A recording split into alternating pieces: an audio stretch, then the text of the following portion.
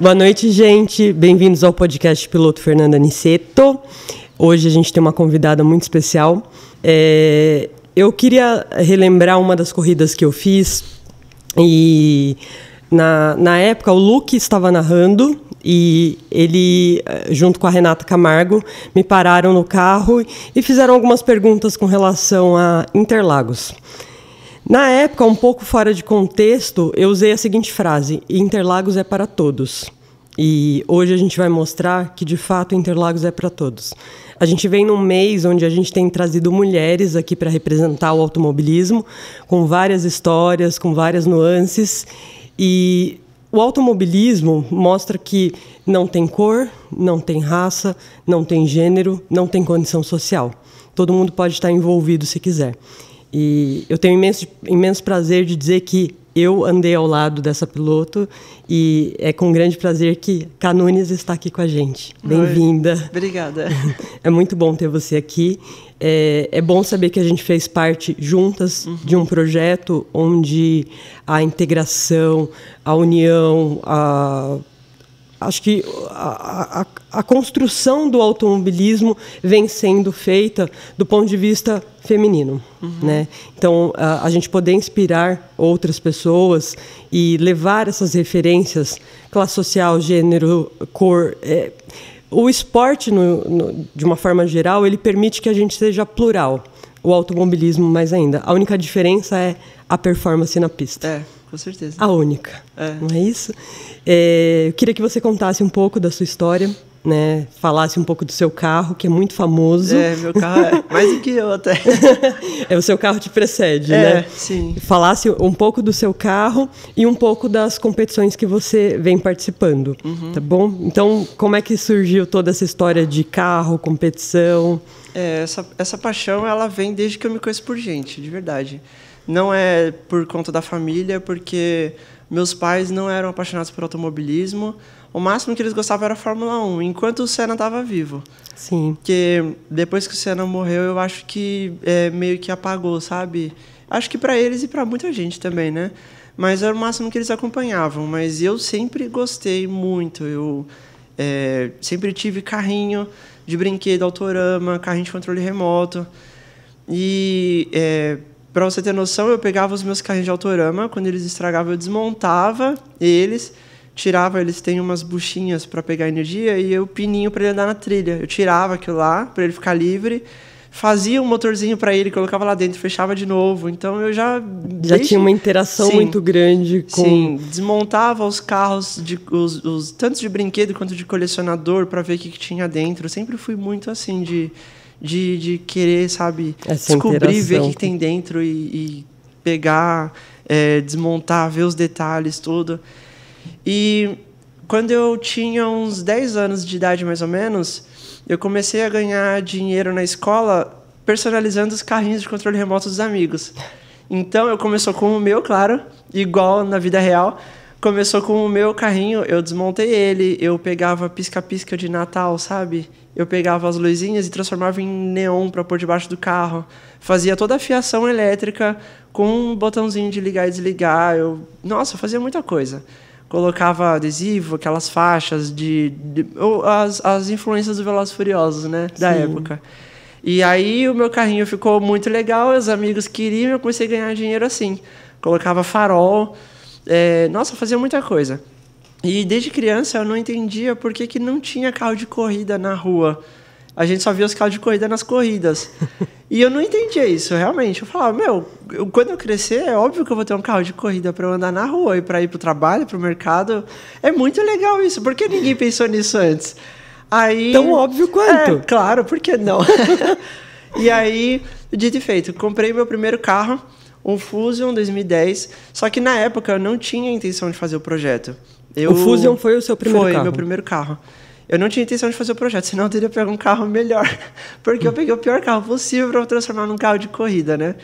E aí foi começando algumas modificações, aí modifiquei um pouco ali, roda, mola e escapamento. Só que aí começou a surgir, a voltar aquela paixão de criança, sabe? De de corridas e tal. Eu sempre acompanhei corrida pelo YouTube, ao vivo na TV, já acompanho há bastante tempo. Quantos anos você tem, cara? 29. Mas a minha paixão nessa época... Não, antes ainda. A minha paixão, quando eu tinha uns 20 anos por aí, a minha paixão era NASCAR. Eu acompanhava a NASCAR religiosamente, ao vivo. A gente tem uma enciclopédia da NASCAR aqui, ó. Eu acompanhava a NASCAR ao vivo todo domingo, religiosamente. O meu piloto favorito era o Jeff Gordon. Eu gostava muito do Jeff Gordon. E eu até entrava na internet, procurava a jaqueta do Jeff Gordon, boné, mas aqui no Brasil não tinha na época. E para importar era muito difícil. Hoje eu acho mais fácil. Nossa, eu era muito fã da NASCAR. Aí comprei meu primeiro carro, aí a paixão foi vindo aos pouquinhos, fui modificando. E aí eu comecei a ver o Fusion de outra forma. Eu comecei a ver com o que ele se encaixava em questão de corrida, né? De fato. E ele tem a carroceria muito próxima desses carros de DTM, da Stock Car, que é o sedã ou o coupé, que ele é largo, comprido. Eu falei, o Fusion se encaixa aí. Aí eu comecei continuei modificando ele, mas já puxando para essa pegada, sabe? E aí foi indo aos poucos, indo. Aí a primeira modificação mais drástica mesmo que eu fiz nele foi alargar o carro. E aí tinha uma empresa aqui em São Paulo, que é uma das primeiras empresas que faz esse kit para alargar o carro. E eu fui atrás, só que assim, eles fazem do zero para o carro e molda tudo na carroceria, tudo já entrega o carro pronto. Só que era na casa dos 11 a 15 mil reais. Eu falei, sem chance, não tem a menor... O alargamento, ele se refere ao quê? A rebater os paralamas? Isso, é um kit que você coloca nos paralamas, você corta os paralamas para a roda poder vir para fora, e é um kit que ele complementa o paralama para fora, né? Mais ou menos o que a gente tem na Stock hoje. A Stock hoje usa o kit mais ou menos parecido. E aí eu falei, nossa, sem condição, é muito caro, muito dinheiro para fazer isso. E aí, quando ele já tem um kit pronto para um carro, ele vende mais barato, porque já tem os moldes, ele não precisa fabricar do um zero. específico. Aí um amigo meu, ele tem um Audi A4, que é alargado com esse kit. E aí a gente foi expor o carro dentro de um shopping. Um shopping convidou a gente, ia ter um evento lá, e eles convidaram a gente para expor o carro dentro do shopping. O meu carro já era bem modificado e tal. E aí a gente colocou o carro dentro do shopping, e o shopping ainda não tinha aberto, né? E a gente sentou na frente dos carros, tinha uns banquinhos assim na frente dos carros no shopping.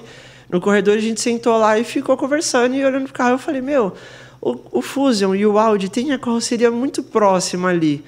Você acha que vale a pena arriscar comprar o kit mais barato? Ia sair quase uns 5 mil reais mais ou menos. E adaptar pro Fusion? Ele falou, olha, boa sorte. Aí eu falei, nossa, não é pouco dinheiro. Se não der certo, eu perdi quase 5 mil reais.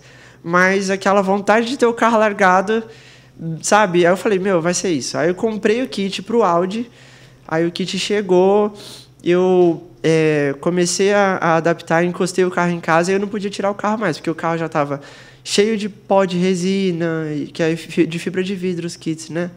E aí o carro estava todo sujo, eu tive que deixar o carro lá até eu terminar. E aí foi mais de um mês eu sozinho em casa, mexendo com fibra de vidro e adaptando esse kit. E foi muito mais difícil do que eu pensava. Parecia que sozinha, era igual, literalmente? Sozinha, literalmente. E assim, só parecia que era muito próximo, mas não era. Tinha nada a ver.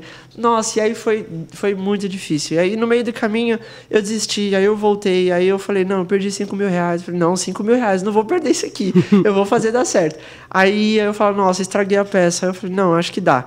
Aí fui indo, adaptando. Onde precisava aproximar mais do carro, eu completava com fibra. Onde precisava tirar, eu lixava. E, nossa, foi um trabalho. Eu praticamente transformei o kit. Era mais fácil eu ter feito do zero do que ter feito. Mas foi. Aí terminei de adaptar, o kit encaixava, mas precisava instalar. Instalar já é outros 500, porque precisa cortar toda a lataria do carro, a paralama, e aí já mexe na estrutura e já dá um trabalho. Aí eu fui atrás de patrocínio. Aí eu entrei em contato, na verdade, assim, a Tony Mac, ela estava fazendo um evento de 50 anos da Tony Mac. É uma funilaria, para quem não conhece. É uma funilaria muito grande e mecânica também. E eles têm canal no YouTube. E eles estavam fazendo 50 anos. Aí a gente foi no evento da Tony Mac 50 anos, que foi lá no Bloco 54. Aí eu conheci o Gui da Tony Mac, e aí eu conversei com ele, falei, meu carro é assim, assim, assim, eu tenho plano de fazer isso, e eu comprei esse kit, eu preciso... Eu fiz a adaptação, mas assim, tá no meio do caminho, eu preciso fazer o resto e tal, e assim, como você tem canal no YouTube, eu acho que ia gerar um conteúdo bacana e tal. Aí ele falou assim, olha, eu achei interessante, faz o seguinte, era num domingo, falou, leva amanhã o kit lá na Tony Mac e o carro, e a gente vai ver. Tem um funileiro meu que ele já trabalhou com resina, e ele vai me falar se é viável ou não. Aí eu fui, né, na empolgação, fui lá na segunda, falei com ele, aí a gente ficou horas na frente do carro e colocava o kit e falava, mas vai dar trabalho nisso, naquilo, e tem a porta, porque a porta traseira, pega metade da porta traseira, né? Ah, é verdade. E a porta traseira precisa abrir, e a porta precisa abrir. E eu fiz o recorte da porta, mas ainda na hora de cortar o paralama para a roda traseira vir para fora, eu tinha que pegar a parte da porta ali. Aí ficamos conversando lá horas e horas, e aí o mecânico dele, o funileiro, falou assim, eu acho que até dá para fazer, vai dar trabalho e tudo, mas acho que dá. Aí ele falou assim, faz o seguinte, vai para casa, que estava começando a chover, ele falou, vou aceitar e conversar com ele e tal, aí durante a semana eu falo se vale a pena eu pegar o projeto ou não. Aí eu fui pra casa, quando foi de noite, ele me manda mensagem falando assim, Carol, traz o carro que a gente vai começar amanhã. Eu falei, meu Deus, eu não acredito. Aí eu levei o carro pra lá e o carro ficou lá 7 meses. 7 meses sem carro fazendo kit. Nossa, foi terrível. Porque era tão minucioso, assim, um trabalho também, que demandava... Também, só que teve 2 problemas no meio do caminho. E aí ficou lá fazendo tempão e foi indo, e ele não me mostrava nada, ele queria que fosse surpresa. Então eu ficava numa ansiedade absurda, não via o carro. Aí todos os vídeos que saía da Tony Mac, eu ficava caçando no vídeo o meu carro. Eu via lá no fundo para ver mais ou menos que ponto que tava. Nossa, foi um projeto. Aí, em 2020, em fevereiro, teve o alagamento. Mas aí o carro... Não, ainda estava lá. E aí, em 2020, lá na época, em fevereiro, teve aqueles alagamentos em São Paulo, lembra? Não. E alagou a Tony Mac. E o meu carro tava lá. E aí, ele... eu nem me toquei que lá era região de alagamento. Aí eu acordei de manhã, meu amigo me mandou os stories da Tony Mac e falou assim, seu carro não tava lá? Aí eu abri, tava o Gui chorando, falando, gente, deu PT na oficina inteira. Eu falei, meu Deus, eu perdi meu carro. E aí eu não sabia se tinha seguro, se seguro cobria isso, o que ia acontecer. Eu falei, nossa, já era. Mas assim, eu nem fiquei na cabeça do Gui, porque ele tinha acabado de perder a oficina. Então eu não ia encher o saco dele com o meu carro agora. Eu ia esperar para ver o que aconteceu. Aí esperei tudo. Aí quando foi no final da tarde, eu vi que um amigo nosso tinha ido lá para ajudar, porque a oficina inteira tava cheia de óleo, porque os tonéis de óleo viraram lá e juntou com barro e água. Nossa, tava terrível. Aí eu vi que ele foi lá para ajudar, eu fui para ajudar também. Aí lá eu cheguei a ver meu carro tinha ido água até o meio do volante, até um pouco mais, se duvidar. E meu carro era perda total, sabe, para uma seguradora. Só que o meu carro não tinha seguro. E o seguro da Tony Mac não cobre alagamento, porque é seguro de... não cobria. Ele tinha até 2 seguros no galpão. E aí, já tinham desmontado o carro inteiro, tinham desmontado todos os carros lá, deu PT em 88 carros lá dentro. E o meu era um deles. Aí ele falou assim, não, relaxa que a gente dá um jeito. Só que assim, eu tinha que esperar, porque ele tinha que se reestruturar, né? Até ele poder começar a mexer no meu carro de novo, que era parceria, nem era cliente, nem nada. A gente tem que ter muita vontade para montar um carro de corrida, Nossa, né? Muita mesmo. E tudo isso começou há 4 anos atrás. Há 4 anos que eu estou mexendo nesse carro, que eu tenho ele. Um pouco mais, eu acho. Aí, fomos indo aos poucos, desmontou o carro, mandou higienizar e tal. Aí ele continuou, só que a hora que começou a andar o projeto de novo, entrou a pandemia. Aí teve que parar tudo de novo, dispensar os funcionários e ficar um tempão. Nossa, aí nisso foi 7 meses. Seu carro é uma Fênix. É uma Fênix, literalmente. E só não é uma Fênix perfeita porque ele ressurgiu da água, não foi do fogo. E aí, é uma Fênix aquática. Boa. Aí a gente continuou o projeto, tudo. Quando finalizou, ele me ligou para ir lá buscar o carro. Nossa, foi, sabe... É tipo aquele pessoal do Gugu que tá procurando algum parente que não vê desde criança. Foi quase a mesma coisa. Eu não via meu carro fazia 7 meses. Eu não lembrava nem o que era dirigir meu carro. Aí peguei meu carro já tava praticamente um Stock Car, sabe? Porque só de alargar ele já dá muito uma cara de carro de corrida. E já tinha um aerofólio, tudo. Aí, a hora que eu vi aquele carro largão, assim, eu não acreditei. Nossa. Era exatamente o que você queria. Nossa, muito. Tava bem a cara da Stock Car, assim. E aí, peguei o carro lá, a gente gravou o vídeo finalizando a saga, tudo. Aí peguei o carro, continuei modificando. Tava com outras rodas na época. Aí comprei as rodas da Stock Car, que era meu sonho também. Eu sempre fui apaixonado pelas rodas da Stock Car. E aí consegui umas rodas da Stock Car por um preço muito, muito barato mesmo. Só que as rodas estavam perfeitas, aqui estavam paradas há 10 anos já. E o piloto não usava mais, ele anunciou para sair mesmo. E eu fui em outra cidade buscar com o carro da minha mãe, com o estofado todo bege, e que o estofado dela, é claro, é uma Azira. E no rodízio dela, eu peguei a roda com 7 pneus de chuva. Veio pneu e roda dentro do carro. Sua mãe deve ter adorado. Ah, ela adorou. Ela nem foi junto, porque, né? Aí, fui montando o carro aos poucos. Então, assim, esse carro, ele literalmente tem muito sangue, suor e lágrimas nele. A manutenção era eu que fazia praticamente sozinha na garagem de casa para economizar por conta de custos, né? E eu sempre fiz muito track day.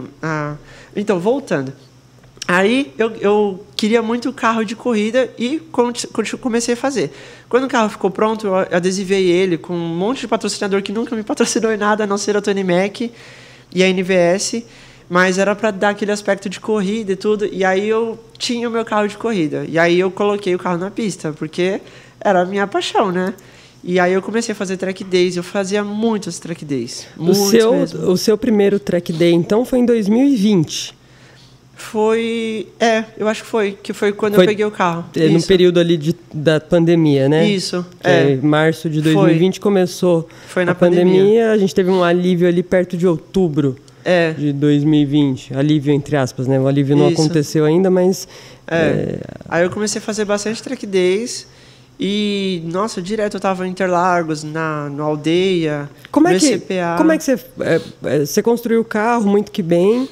Como é que você falou, vou fazer o track day? Você só viu no site, lá na página das empresas que prestam serviço, ou você foi... Como é que foi? Eu preparei o carro antes, freio, toda essa questão. E os meus amigos já faziam muito track day. Eu sempre tive amizade com muita gente do meio automotivo, não do automobilismo, do meio automotivo mesmo, mas que faziam bastante track days. Então, eu vi ali quando que eles iam fazer algum track e fui. Primeira vez foi na Aldeia, porque é uma pista curtinha, para sentir tudo. Foi com o pessoal que faz o drift? Não, foi com a TRS. TRS que é mesmo. o track mais sério, né? E o pessoal do drift é mais por diversão. O TRS já coloca cronômetro, é uma coisa mais séria mesmo. E é até mais competitivo. Na pista de kart. Foi em Aldeia da Serra, no kartódromo. Aí eu senti o carro, e assim, eu achava que você precisava gastar uma fortuna e preparar o carro para poder ir para a pista. Depois que eu fui a primeira vez, eu vi o quanto é tranquilo. O carro precisa estar em dia, precisa ter muita coisa, mas não precisa, sabe, ser um carro preparado para corrida, por exemplo. Aí eu comecei a ir mais. Comecei a ir bastante. Aí eu fui em Interlagos. E o carro chamou muita atenção lá, porque já parecia um Stock Car, né? É muito bonito esse carro. Depois, quem tiver curiosidade, entre na página da K-Nunes, é k.nunes, né? _K, CH, _Nunes. E tem o Instagram do Fusion também, que é @FusionGT3. Então, entrem, porque o carro é muito bonito. E eu vou até, em cima das colocações que a K foi fazendo, a gente está falando muito de dinheiro, 10 mil aqui, 10 mil ali. Um carro de corrida, ele gasta muito. É uma né? É um filho, literalmente. Né? Então, acho que o filho não gasta tanto. Dependendo... Porque o filho não vai para a escola e volta tendo que fazer a manutenção absurda. Mas é um esporte onde o investimento que você põe é realmente muito grande. Então, suspensão, freio, pneu, roda... toda a manutenção, a equipe que muitas das vezes a gente acaba levando para dar suporte. Então, e a gente sabe o peso disso tudo, né? Além do automobilismo, você tem uma atividade profissional? Tenho, eu sou empresária e eu trabalho com peças de carro também, só que são peças, mais acessórios de personalização. Que tudo começou com o meu carro também. Então, conte mais. É porque... quando eu comecei a mexer no Fusion no começo, ninguém mexe no Fusion. Não tem Fusion modificado praticamente. Então não tinha peça para trazer, nem do eBay. Não tinha para o Fusion. E eu tive que fazer as peças. A maior parte desse carro fui eu que fiz. Então, o splitter dianteiro fui eu que fabriquei. O difusor traseiro foi eu que fabriquei. Ele tinha uma outra saia lateral na época, porque agora ele está com a saia do kit do Widebody. Mas antes era uma outra saia que eu tinha fabricado. O aerofólio foi eu que fabriquei. Tudo do zero, sozinha, sem ajuda de ninguém, literalmente, em casa. E então metade desse carro foi eu que fiz. Tem literalmente um pedaço seu ali. Literalmente. Mas você é fabricante de peças? Você é distribuidor? Não, fabricante. Fabricante. Todas as peças sou eu que fabrico. Conta pro pessoal, às vezes um monte de gente aí que está no nosso entorno. Bom, as peças estão tudo no Mercado Livre. Eu vendo pelo Mercado Livre porque para mim é mais prático, porque é o tipo de peça que alguém que quer, ela já vai direto pro Mercado Livre procurar, sabe? Uhum. Então são splitter dianteiro, difusor traseiro, porém tudo universal, porque cada carro é de um jeito. Então eu tive que desenvolver peças que desse para moldar em qualquer carro. Tá bom. Pelo menos na maioria deles. Então, splitter universal eu tenho, splitter dianteiro, lateral, tem difusor traseiro. Só aerofólio que não dá, porque o meu aerofólio demorou mais de um mês para ser feito, muito mais de um mês. E deu muito trabalho. E é muito bonito, é chamativo. O meu aerofólio foi baseado no aerofólio da DTM, que a base dele é presa por cima. Porque toda a aerodinâmica do aerofólio ela é a parte de baixo dele, né? Não é a parte de cima como a gente pensa. Então, para ter a base inteira livre, eles fazem o suporte por cima. Então, eu fiz o meu aerofólio baseado na DTM. Você estudou? Como é que você chegou nessa história toda de fabricar peças? Então, tudo começou com o meu carro, porque não tinha. E aí, quando eu comecei a fazer, todo mundo via e falava, onde você comprou? Onde você fez? Eu quero também. Aí eu falei, tem um mercado aí. Aí eu comecei a fazer. Na época, eu até fazia kit sob medida para os carros, só que não era nem um pouco viável. Tinha gente de outros estados que entrava em contato comigo, queria kit para tal carro, só que eu não tinha um carro para tirar as medidas e fazer. Aí eu falei, não vai dar. Aí eu tive que desenvolver um kit universal mesmo. E aí tudo surgiu com o meu carro, que eu fiz para o meu carro, as pessoas gostaram e queriam e não tinha quem que fizesse, e ainda não tem, para falar a verdade. Então eu comecei a fazer e vender pelo mercado. Tudo começou com Autorama, na verdade, né? Basicamente, carro de controle remoto. Você customizou os autoramas quando criança, vendia para os coleguinhas. E aí cresceu. Então, por isso que na época falou que ia botar um carro de corrida na rua e botou. Pois é. E ainda desenvolve peças para outras pessoas. Exatamente. Tá vivendo um sonho? Tô. Literalmente. Eu só não tô vivendo o sonho 100% porque eu ainda não vivo do automobilismo, mas eu tô tentando chegar nesse caminho. Porque esse é o meu sonho, e viver só disso mesmo, não precisar ficar me ocupando com outras coisas. Porque a empresa ainda ocupa muito do meu tempo, muito mesmo. Sim. E aí foi indo, aí eu comecei a fazer bastante track days, e num dos track days, lá no ECPA em Piracicaba, eu tava entrando assim na pista e uma caminhonete me fechou com tudo. E entrou na frente e saiu 2 caras assim e falou, eu tô atrás do dono desse carro faz um tempão e eu não sabia quem que era, porque esse carro é maravilhoso. Eu conheço ele faz um tempão já e a gente organiza a subida de montanha. E eu não conhecia a subida de montanha. Ele falou assim, e a gente quer porque quer que você faça parte da subida de montanha. Seu carro é a cara da subida de montanha, é perfeito, você vai adorar o evento. Eu falei, é aquela subida de montanha igual que tem no Japão? Porque o Japão é forte, a subida de montanha, e em alguns outros países. Eu falei, exatamente. Eu falei, eu nem imaginava que tem isso no Brasil. Procurem, subida de montanha. Tem no Hill Climb no Instagram. E aí eu fui atrás, ele me convidou, conversou como que era, tudo. Aí eu falei assim, vou dar uma olhada, e faltava, 2 semanas já pro evento. E eu tinha que fazer inscrição em cima, assim. Aí eu fui dar uma olhada no Instagram e eu vi Stock Car, eu vi Porsche. Eu vi uns carros absurdos subindo a montanha, Deve sabe? ter visto Fusca. Fusca tem bastante, bastante, porque tem a categoria de Hercules lá. Então tem muito Fusca Puma, tem Carmanguia, muito legal. E aí eu falei, de jeito nenhum que eu vou subir esse negócio, a inscrição não é barata. Eu tô com um Fusion automático, original, mecânico original praticamente. Tem Stock Car subindo o negócio, tem Porsche, sabe? Tem Subaru 4x4 Turbo. Aí eu falei, Silvio, não vai rolar. Desculpa, mas... Aí ele falou assim, não, calma aí. Tem várias categorias. O Stock Car vai subir na categoria dele. Os tração traseira Turbo vai subir na categoria deles. Você vai subir na sua. Seu carro é competitivo. Eu falei, bom, então é diferente, né?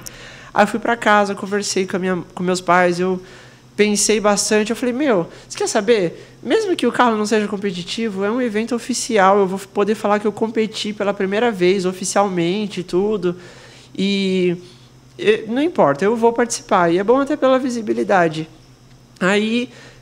falei pro Silvio, não, vou participar sim. Nós estamos falando do Silvio Novembre? É ele mesmo. Beijo, Silvio Novembre. Silvio é maravilhoso. Um eco pra você. O Silvio é demais. Ele é sensacional. Aí eu já liguei pro Silvio, falei, Silvio, vou participar sim, já fiz a inscrição, precisava ter a carteira de piloto de rally, tirei a carteira, fiz o exame médico, fiz tudo e fui. A subida de montanha se categoriza no rally. Isso. Tá bom. E aí eu falei assim, mesmo que eu só participe, sabe? É uma experiência incrível, né? E aí eu fui e voltei com o troféu de segundo lugar. Olha que eu maravilha. falei, eu não acredito que o carro tem tanto potencial e muita gente acha que não tem por ser um automático e por ser o 4 cilindros, porque ele tem a versão V6, né? E eu tenho muito potencial. E aí assim, eu peguei P2, mas era para ter pego o P1, porque o P1 não era para estar na minha categoria. Deu uma confusão lá absurda, porque são 12 categorias. Uma delas é carro exclusivo de pista, tipo o Stock Car que estava lá. Uhum. E o carro desse cara era um carro exclusivo de pista, porém ele era tração dianteira aspirado. Então ele não estava na categoria errada, mas também não estava na categoria certa. E ele foi competir na nossa. Só que ele já tinha feito todas as subidas nessa categoria, então o Silvio achou melhor não tirar dessa categoria e manteve assim. E aí ficou P1 e eu peguei P2. Mas era para ser P1. Legal. E aí eu voltei com o troféu para casa, assim, competindo com o Sandero RS, com vários carros legais e pilotos que já subiam fazia tempo, sabe? Aí eu falei, não, meu carro é bastante competitivo. Aí voltei, continuei fazendo bastante track day. Você fez em 2020 a subida e agora é em 2021, né? Essa de 2021 eu fiquei em P3. Porque foi em outra montanha, foi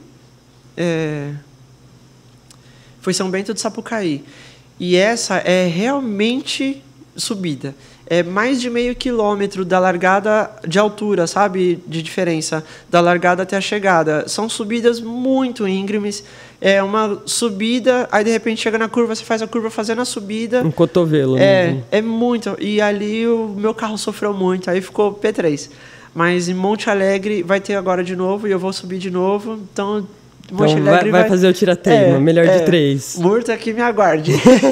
É legal para você que está assistindo. Eu nunca fiz a subida da montanha, mas é uma competição de quem faz o melhor tempo dentro da sua categoria, né? Num circuito que é um circuito numa montanha. É uma estrada, literalmente, que eles fecham. Geralmente é da saída de uma cidade até a chegada de outra cidade. E eles fecham a estrada e sobe um carro por vez, igual no rally. O rally também solta um carro por vez. E aí você sobe cronometrado e depois aí é separado por tempo, quais foram os melhores tempos. E aí na sua categoria. E tem o Leão da Montanha, que é o piloto mais rápido de todos, independente da categoria. Quem ganhou essa? Nesse foi o...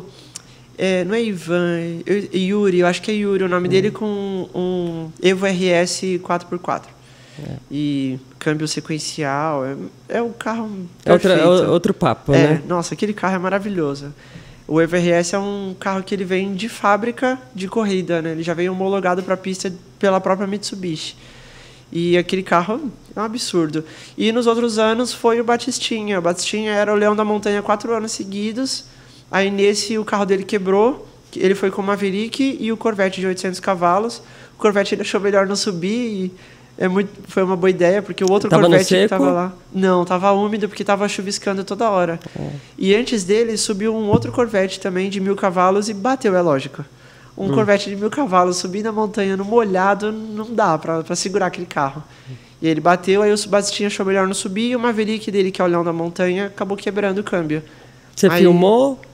Tem a onboard? Não, a minha eu esqueci. Eu levei a câmera, esqueci ela no hotel, na pousada e não filmei a onboard. Pena.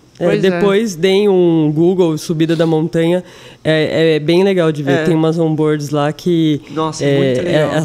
É rápido, né? Independente de qual a categoria, é rápida a subida e tem uns cotovelos bem interessantes, fora as margens da montanha que são meio... Você não tem como ver o que tem na frente, não é igual ao autódromo que você está vendo a curva lá na frente. Tem uma curva e você não consegue ver se ela é fechada ou aberta. Você não tem como ver. E se você apostar que ela é aberta e for com tudo, e ali não tem área de escape. É poste, árvore e precipício, sabe? Então é melhor não bater ali. É melhor não bater. Todos os carros que bateram ali deram PT. Esse Corvette, o Corvette eu não sei porque eu não vi, mas todos os carros que eu vi foram PT. Assim, o carro voltou destruído no guincho. Até o Stock Car bateu, inclusive, ano passado. Mas ele bateu porque uma BMW de pista, o câmbio dela abriu e ele jogou 1 km de óleo. E aí eles tentaram neutralizar o óleo com cimento, mas o Stock Car subiu com pneu slick frio. Não teve jeito. A hora que passou no cimento, ele rodou e foi direto no poste. A subida de montanha é isso. É igual rally. É um ambiente inesperado, não mapeado. Exatamente. E você não tem treino. São 3 subidas... E as 2 primeiras são de qualificação e a terceira é a que vale final. E não tem treino, a menos que você vá uns dias antes. Só que a pista não vai estar fechada para você. Então você não vai poder subir para valer treinando, porque é uma estrada. Ela vai estar aberta, pode tá vindo gente, sabe? Então não tem treino. É tudo que dá. Como é que você se sentiu? Qual que é a sensação? Eu nunca fiz tão... Competindo? A subida da montanha. Nossa, a subida da montanha... Não dá nem para explicar, sinceramente. Porque, assim, antes de largar, quando você larga numa corrida, você tem aquele nervosismo e tudo. Só que o nervosismo lá é maior, porque a chance de você perder o seu carro ali por besteira é gigante. E você não conhece o traçado, você realmente não tem como decorar o traçado. Essa de São Bento, por exemplo, são 39 curvas. 39 curvas e quase 5 quilômetros de subida.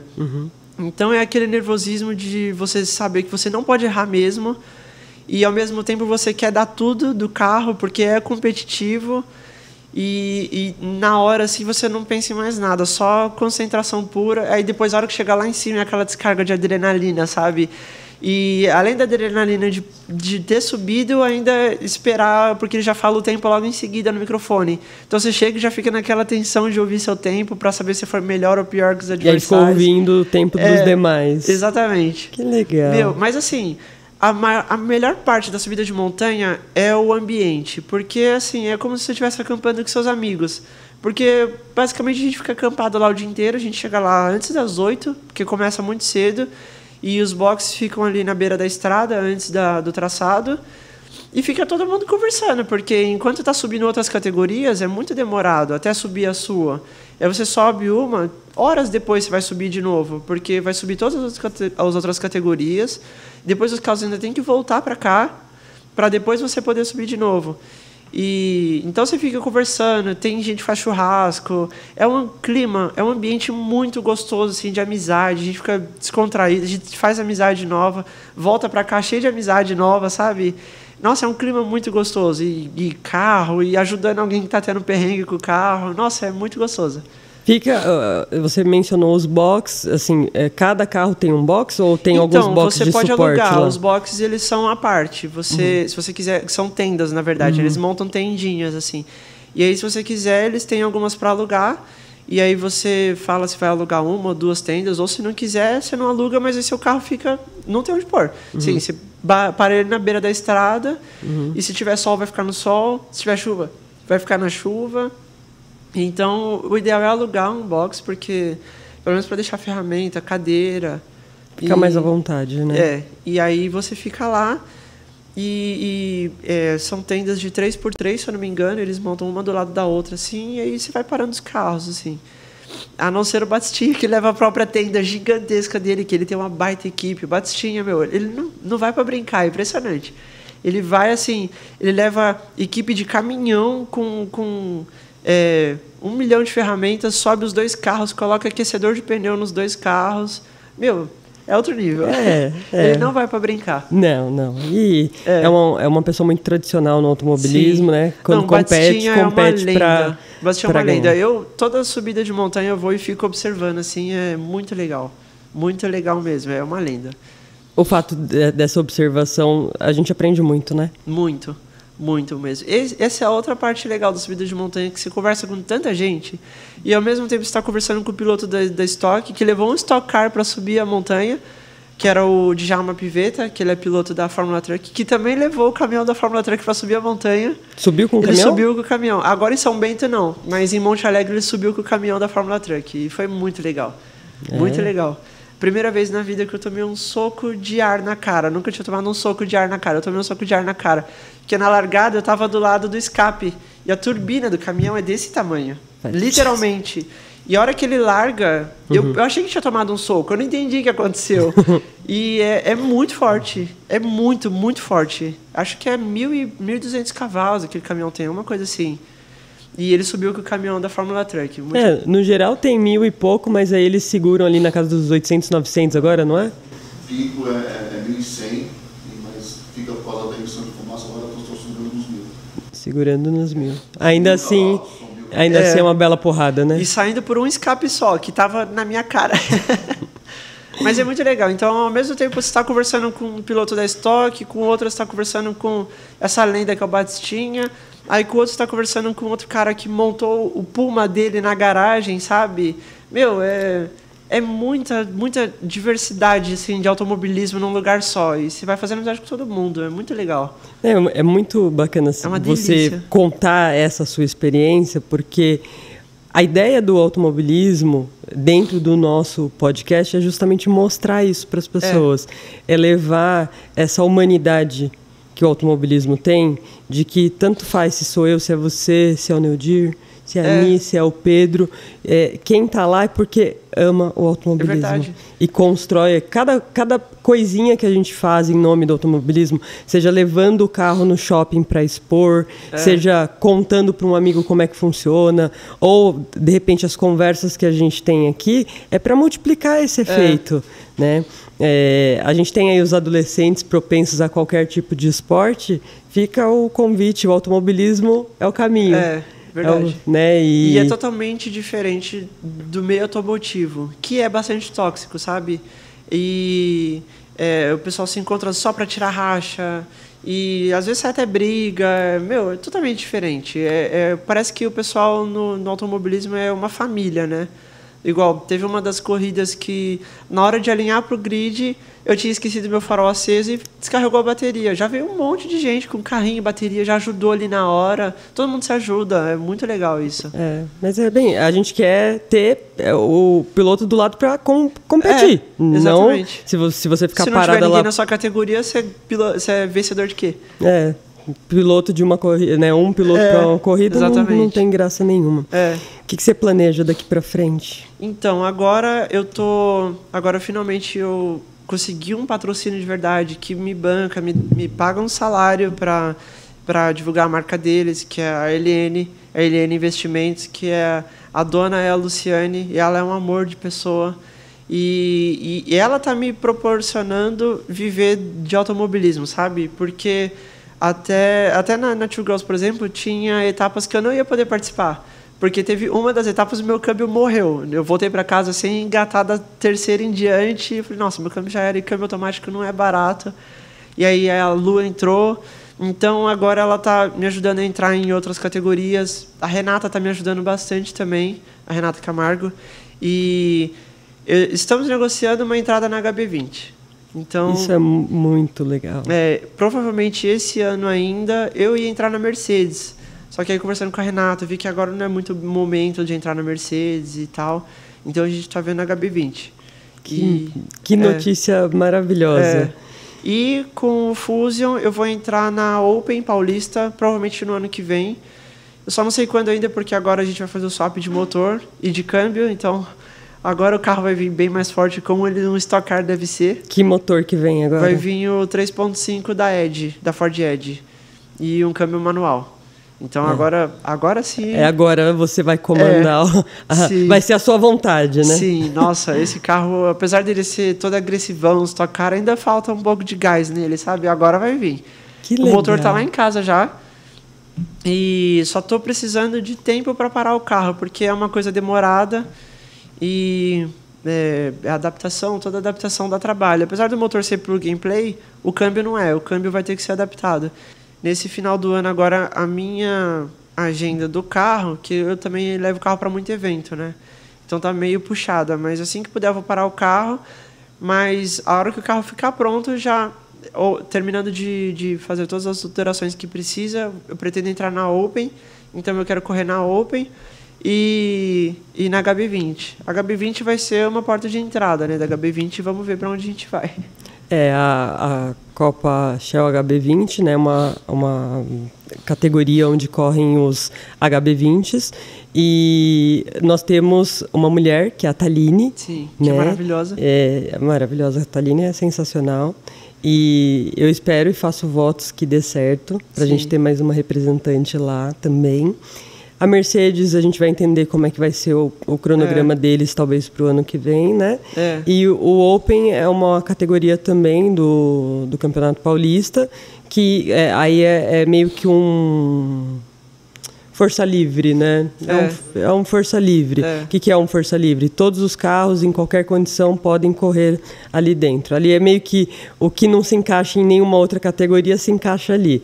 Como não tem muitos Fusions modificados, é lá que ele vai se encaixar, né? Mas é bom porque assim, vão ter carros também com o mesmo padrão, a mesma possibilidade de entrega do seu. Então, carros grandes, com motores fortes, né, patonas.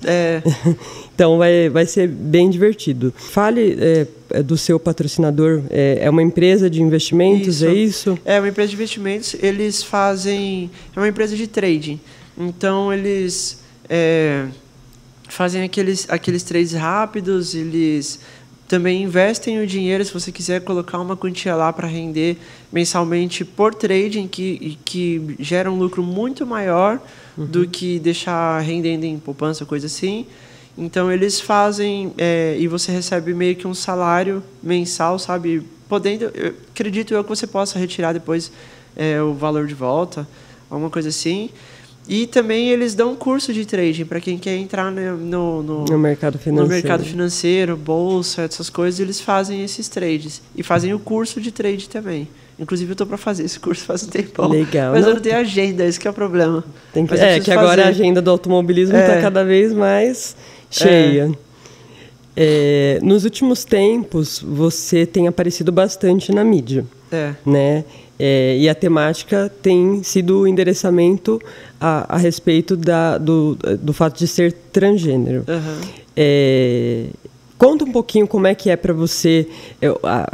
A Ká Nunes hoje é a primeira transgênero no Brasil piloto. Né? Até onde eu sei, creio que sim. Eu pelo menos não conheço nenhuma. Eu conheço duas só. Uma eu acho que ela é inglesa, se eu não me engano, mas eu não lembro o nome dela agora.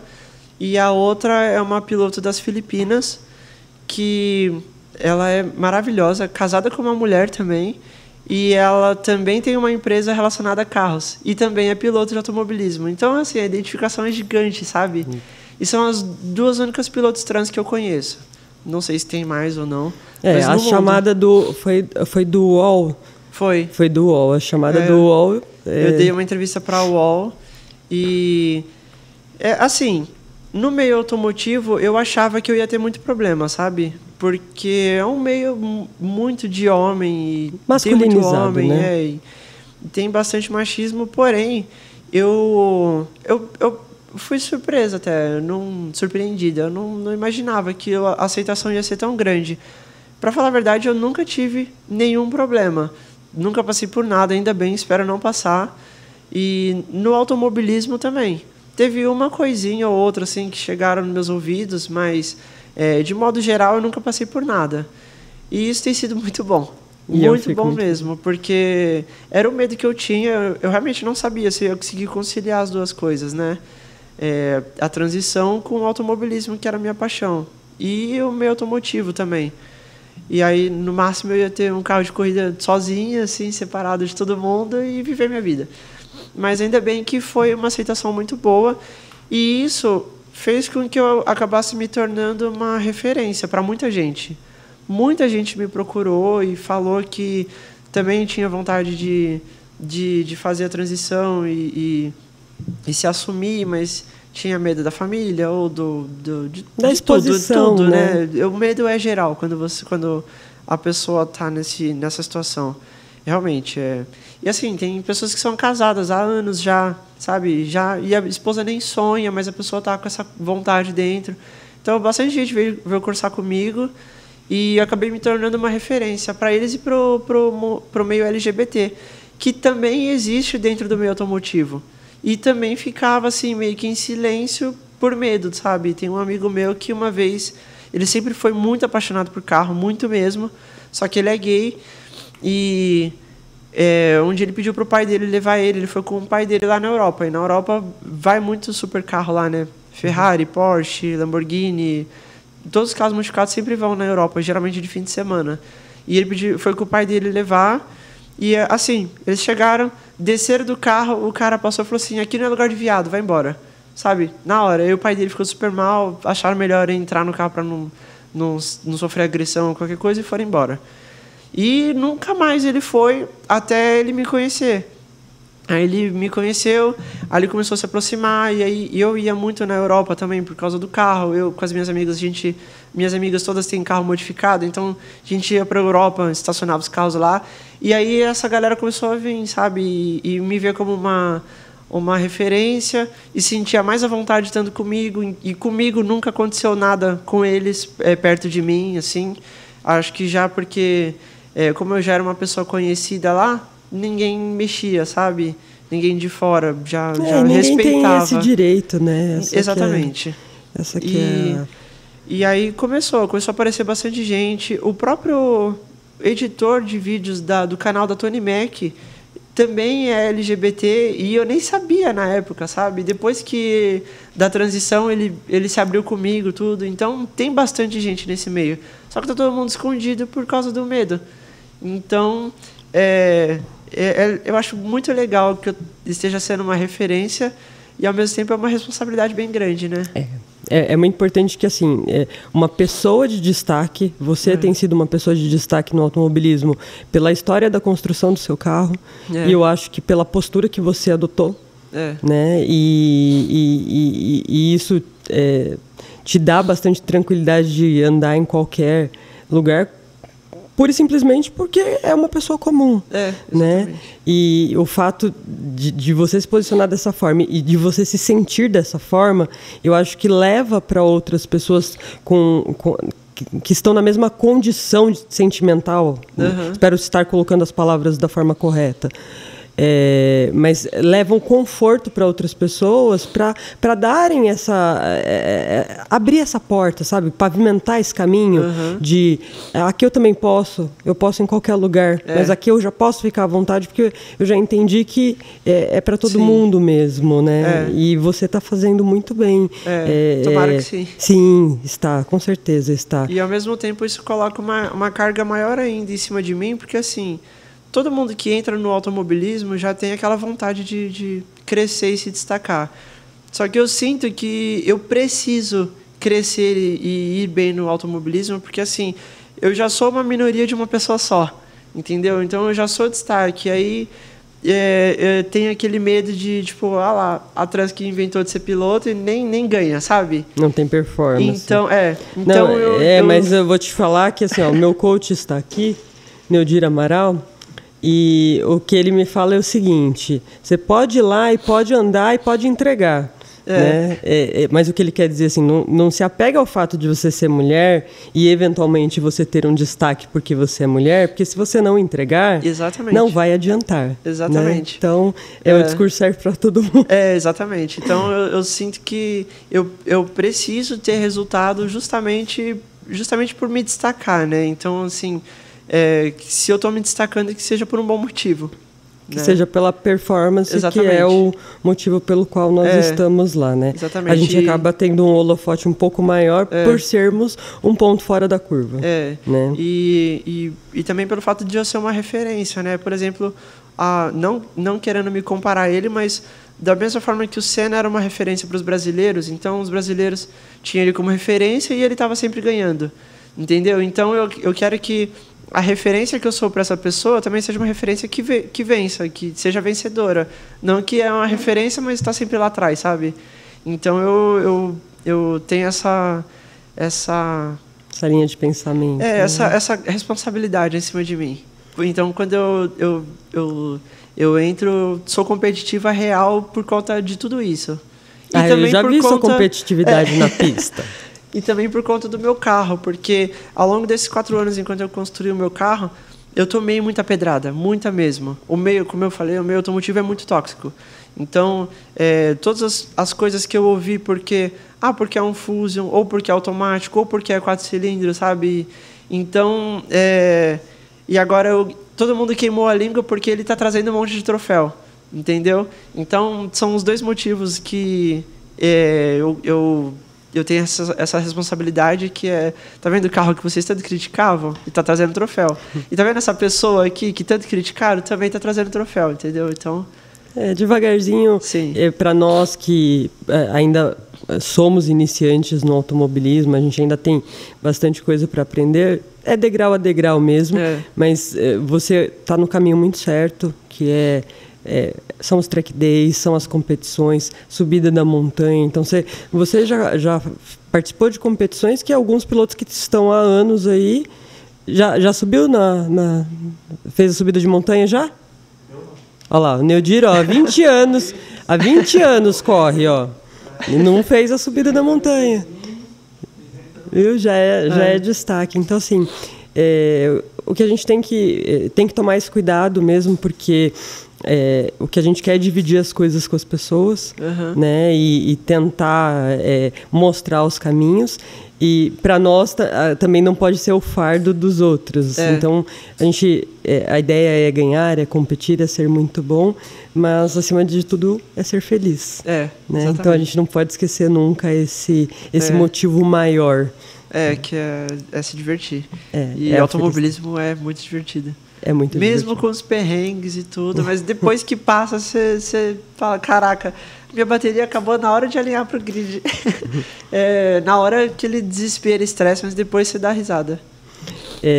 Dá um recado para os seus fãs, e eu já sei que você tem muitos, além dos seguidores, as pessoas que se inspiram em você, mas uma com relação ao automobilismo e a outra com relação ao endereçamento de vida, da importância de você ser você mesmo.